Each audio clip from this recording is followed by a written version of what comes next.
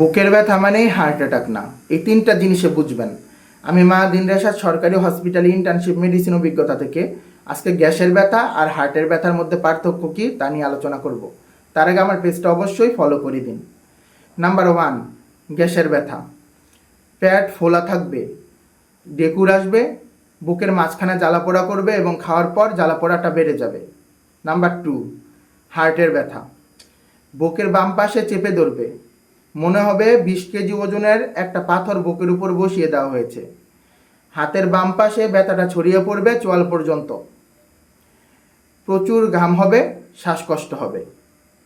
মনে রাখবেন ভাই, গ্যাসের ব্যথা 10 থেকে 15 মিনিট পরে কমে যায়, কিন্তু হার্টের ব্যথা বিশ্রাম নিলেও বেড়ে যায়। তাই যদি সন্দেহ হয়, দেরি না করে অবশ্যই পাশের কোনো হাসপাতালে গিয়ে একজন ডাক্তার দেখান। যদি হার্টের ব্যথা মনে করেও ঘরের মধ্যে বসে থাকেন, তাহলে আপনি শেষ। ভিডিওটি সেভ করে রাখুন এবং শেয়ার করে দিন সবার কাছে। আপনার একটি শেয়ার সবাইকে সচেতন করতে পারবে, সবার জীবন বাঁচাবে।